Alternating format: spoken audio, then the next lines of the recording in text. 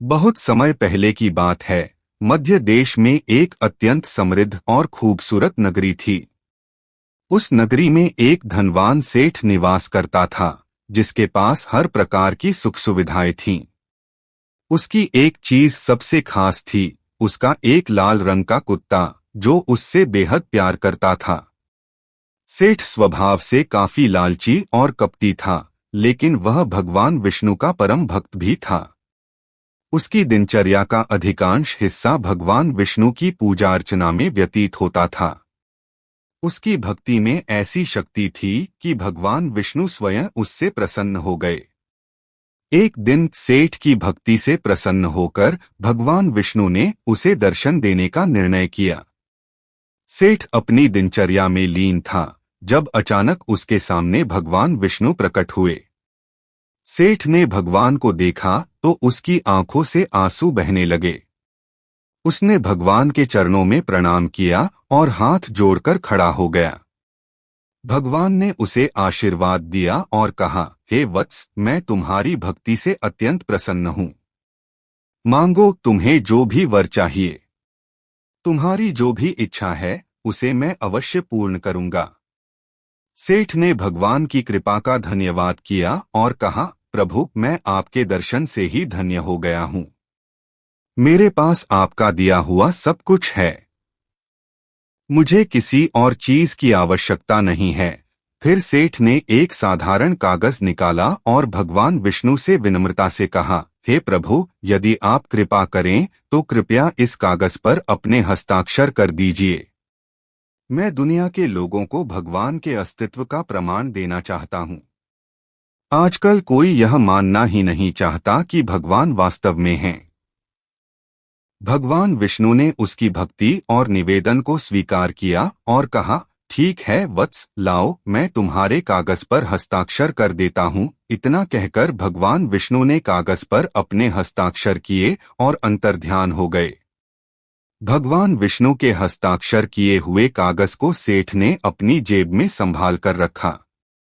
वह कागज अब उसके लिए सबसे बड़ा खजाना बन गया था। कुछ समय बीतने के बाद अचानक सेठ का प्यारा कुत्ता बीमार हो गया और उसकी मृत्यु हो गई। सेठ अपने कुत्ते की मृत्यु से बहुत दुखी हुआ। कुत्ता सेठ का अत्यंत प्रिय था और उसके जीवन का एक महत्वपूर्ण हिस्सा बन चुका था। कुत्ते की मृत्यु के बाद उसकी आत्मा यमलोक की ओर चल पड़ी।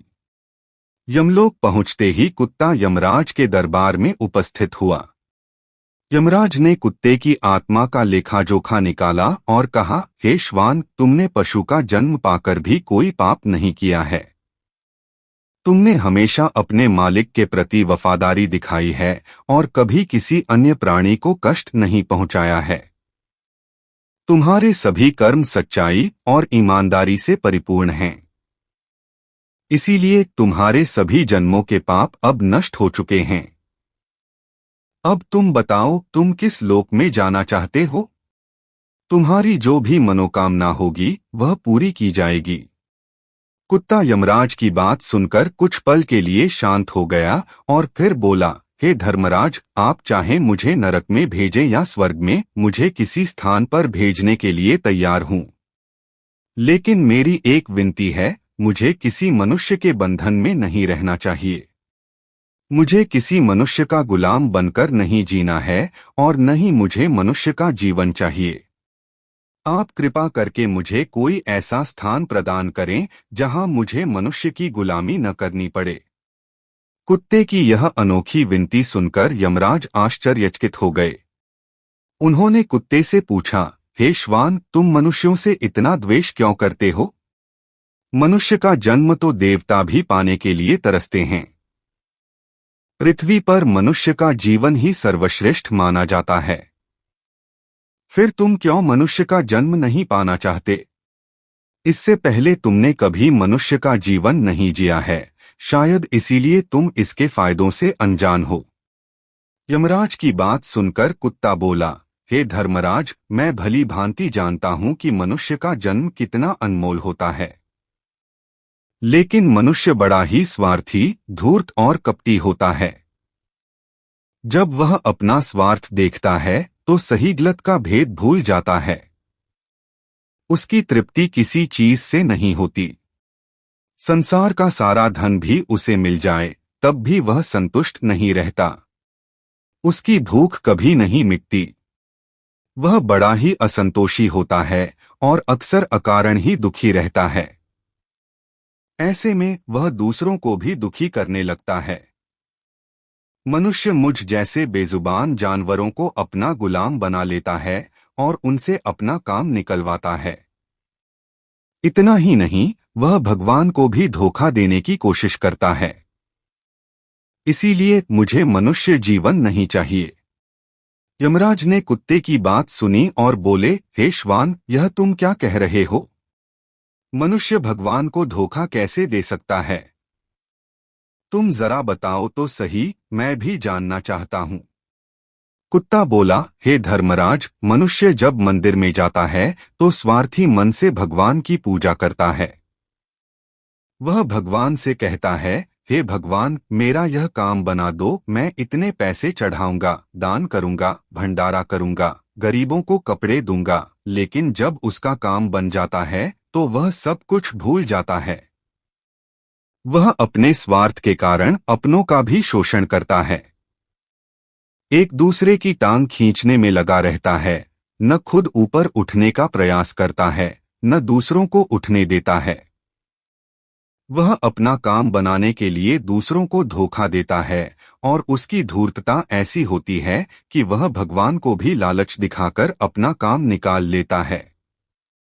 जब काम पूरा हो जाता है तो कहता है, भगवान के पास तो सब कुछ है, मैं उन्हें क्या दे सकता हूँ। इस प्रकार वह अपनी बात से मुकर जाता है। हे धर्मराज, कुत्ता आगे बोला, इंसानों के बुरे कर्मों की सूची गिनाते गिनाते मैं थक जाऊंगा, किंतु उनके बुरे कर्म समाप्त नहीं होंगे।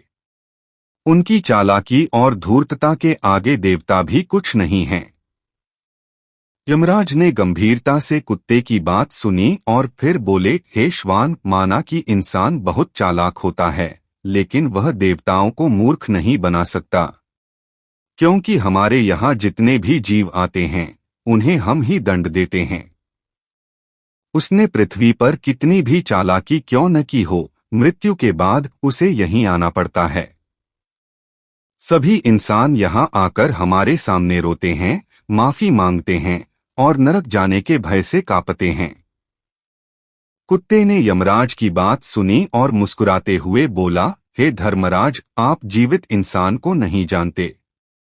जो इंसान मर चुका होता है वह आपकी शक्ति को जानकर भयभीत होता है। लेकिन यदि आप किसी जीवित मनुष्य को यमलोक लेकर आएं तो आपको पता चलेगा कि जीवित इंसान कितना खतरनाक होता है। कुत्ते की यह बात सुनकर यमराज क्रोधित हो गए। उन्होंने सोचा कि यह तुच्छ कुत्ता यमलोक में आकर हमारा ही अपमान कर रहा है। यमराज ने अपने दूतों को बुलाया और कहा, हे दूतों, इस कुत्ते के मालिक को जीवित ही यमलोक लेकर आओ। हम भी देखना चाहते हैं कि जीवित इंसान हमारे सामने क्या चालाकी करता है। यदि यह कुत्ता गलत साबित हुआ तो इसे अनेक वर्षों तक नरक में डाला जाएगा। यमराज के दूत तुरंत धरती लोक पर गए और उस सेठ को उसकी चारपाई समेत यमलोक ले जाने लगे। लेकिन रास्ते में सेठ की नींद खुल गई। उसने देखा कि दो शक्तिशाली यमदूत उसे लेकर जा रहे हैं। उसने डरते हुए पूछा, हे महाशयों, मुझे कहाँ ले जाया जा रहा है? यमदूतों ने उत्तर दिया, हे सेठ, तुम्हें यमराज ने बुलाया है।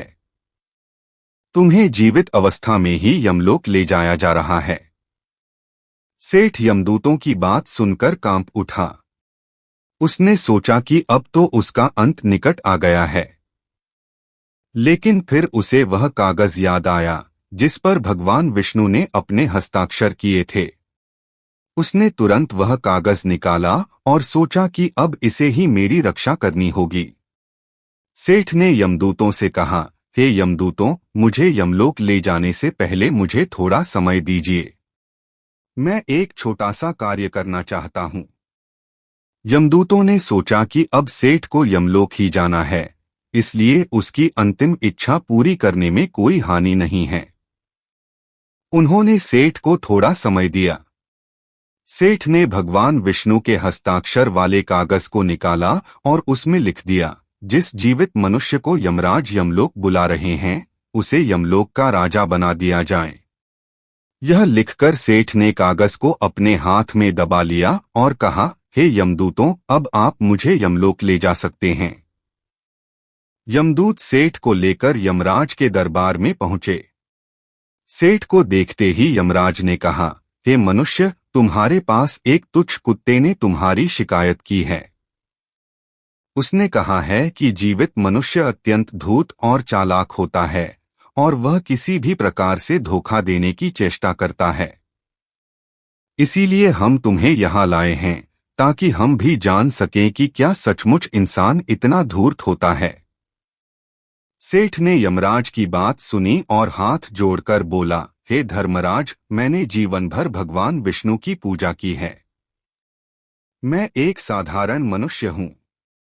मुझे इस बात का कोई ज्ञान नहीं है कि आपने मुझे यहाँ क्यों बुलाया है।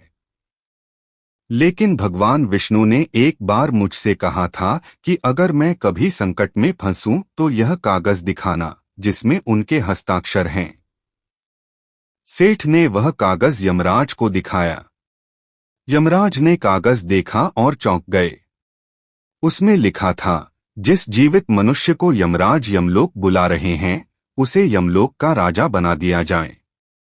यमराज ने कागज को ध्यान से देखा और पहचान लिया कि वह भगवान विष्णु के हस्ताक्षर हैं। यमराज को यह समझते देर नहीं लगी कि यह भगवान विष्णु का आदेश है। उन्होंने तुरंत सेठ को यमलोक का राजा बना दिया। अब सेठ यमलोक का राजा बन चुका था। उसने राजा बनते ही यमलोक के सारे नियम बदल दिए। उसने सबसे पहला आदेश दिया, यमलोक में नरक को हमेशा के लिए बंद कर दिया जाए। अब यहाँ सिर्फ स्वर्ग होगा और सभी जीवात्माओं को स्वर्ग में भेजा जाएगा। सेठ के इस आदेश से यमलोक में हड़कंप मच गया। यमराज, जो अब सेठ के अधीन हो चुके थे, कोई प्रतिकार नहीं कर सके। सेठ के आदेश से यमलोक के सभी प्राणी स्वर्ग में भेजे जाने लगे। जल्द ही स्वर्गलोक भर गया और स्वर्ग के देवता परेशान होने लगे। स्वर्ग में जगह की कमी हो गई और वहां का संतुलन बिगड़ने लगा। देवताओं ने भगवान विष्णु से प्रार्थना की और उनसे इस समस्या का समाधान मांगा। भगवान विष्णु ने यमराज की दुर्दशा देखी और यमलोक का दौरा करने का निर्णय किया।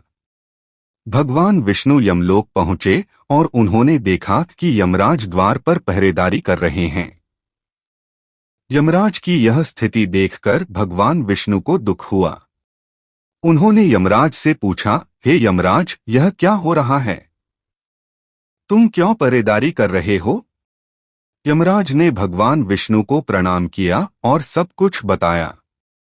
उन्होंने कहा, हे प्रभु, इस कागज के कारण मुझे इस मनुष्य को यमलोक का राजा बनाना पड़ा। अब इसने सारे नियम बदल दिए हैं और यमलोक में अव्यवस्था फैल गई है। भगवान विष्णु ने वह कागज देखा जिस पर उन्होंने अपने हस्ताक्षर किए थे और मुस्कुराए। उन्होंने कहा, हे यमराज, इस कागज का गलत अर्थ निकाला गया है। इसका वास्तविक अर्थ यह था कि यदि किसी जीवित मनुष्य को यमलोक बुलाया जाए तो उसे तुरंत ही वापस पृथ्वी पर भेज दिया जाए। मनुष्य को यमलोक में तब तक नहीं बुलाया जा सकता जब तक कि वह अपनी आयु पूरी न कर ले। भगवान विष्णु ने सेठ से कहा, हे सेठ, तुमने इस कागज का गलत अर्थ निकाला और यमलोक के नियमों के साथ खिलवाड़ किया। तुमने जो भी किया है उसके लिए तुम्हें क्षमा नहीं किया जा सकता, लेकिन तुम मेरी भक्ति के कारण इस बार माफ कर दिए जाओगे। अब तुम वापस पृथ्वी पर लौट जाओ और अपने जीवन के शेष दिन सत्य और धर्म के मार्ग पर चलकर बिताओ। सेठ ने भगवान विष्णु से माफी मांगी और उनसे कहा, हे प्रभु, मैं अपनी भूल के लिए अत्यंत लज्जित हूँ। कृपया मुझे क्षमा करें और मुझे सही मार्ग दिखाएं। मैं अब आपके आदेशानुसार जीवन व्यतीत करूंगा। भगवान विष्णु ने सेठ को आशीर्वाद दिया और कहा, वत्स, जाओ और अपने शेष जीवन को सद्गुणों से परिपूर्ण बनाओ। दूसरों की सहायता करो और धर्म के मार्ग पर चलो। तुम्हारे पिछले कर्मों के कारण तुम आज बच गए, लेकिन भविष्य में तुम्हारी हर एक चालाकी का हिसाब लिया जाएगा। भगवान विष्णु के आदेशानुसार सेठ को पृथ्वी पर वापस भेज दिया गया। यमराज को फिर से यमलोक का राजा बना दिया गया और यमलोक के सभी नियम फिर से स्थापित कर दिए गए। नरक का द्वार पुनः खोल दिया गया और सभी प्राणियों के कर्मों के अनुसार उन्हें स्वर्ग या नरक भेजा जाने लगा। यमराज ने कुत्ते को बुलाया और कहा, हे श्वान, तुमने सत्य कहा था। मनुष्य स्वार्थी, धूर्त और चालाक होता है। इस सेठ ने यमलोक में भी अपनी चालाकी से अपना काम निकाल लिया, लेकिन अब वह पृथ्वी पर वापस भेज दिया गया है और यमलोक का शासन वापस मेरे पास है। तुम्हें नरक भेजने का मेरा कोई अधिकार नहीं है, क्योंकि तुमने सत्य कहा था। तुम अपने अच्छे कर्मों के कारण स्वर्ग के अधिकारी हो।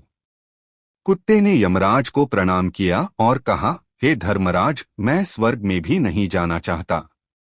मैं किसी भी स्थान पर जाना स्वीकार करूंगा जहां मुझे मनुष्य का जीवन न मिले और न ही मैं किसी मनुष्य का गुलाम बनूं। यमराज ने कुत्ते की यह विनती सुनकर उसे मुक्त कर दिया और कहा, हे श्वान, तुम्हारी यह इच्छा भी पूरी होगी। तुम्हें अब किसी भी जन्म में मनुष्य का जीवन नहीं मिलेगा। तुम एक ऐसे स्थान पर जाओगे जहां तुम्हें शांति और सुख मिलेगा। जाओ, तुम्हारा कल्याण हो। इस प्रकार कुत्ते ने यमराज को मनुष्य जीवन की सच्चाई से अवगत कराया और अपने ज्ञान तथा सत्य के कारण वह मुक्ति प्राप्त कर सका। इस कहानी से हमें यह शिक्षा मिलती है कि मनुष्य को अपने स्वार्थ, लालच और धूर्तता से बचना चाहिए। चाहे हम कितनी भी कोशिश कर लें, सत्य और धर्म के मार्ग से हटकर कोई भी कार्य हमें अंततः दुख और परेशानी ही देगा। इसलिए हमें सदा सत्य, धर्म और करुणा के मार्ग पर चलने का प्रयास करना चाहिए। यमराज और कुत्ते की यह कथा हमें इस बात का भी आभास कराती है कि स्वार्थी जीवन जीने से न केवल हम दूसरों को कष्ट पहुंचाते हैं, बल्कि अंततः स्वयं भी दुखी होते हैं। हमारा कर्तव्य है कि हम अपने जीवन को सच्चाई, ईमानदारी और सेवा के साथ जिएं, ताकि हमें अपने कर्मों का फल अच्छा मिले और हम अपनी आत्मा को शांति प्रदान कर सकें। कहानी हमें यह भी बताता है कि भक्ति का सही अर्थ क्या होता है।